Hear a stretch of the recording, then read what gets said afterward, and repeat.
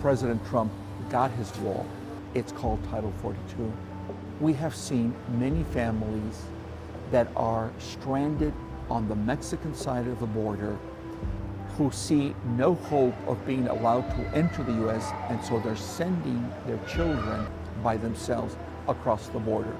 So in a sense, one of the policies of the United States is feeding this dramatic increase in the number of unaccompanied minors.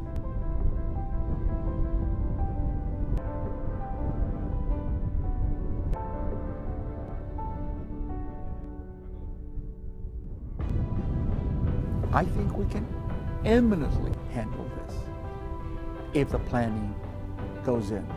My fear is that it is going to become a political fight where we're going to spend all of our time fighting among ourselves about whose fault is the earthquake and not really being busy about ensuring that we get the assistance and the help and the aids that the victims of that earthquake need, and they need it now.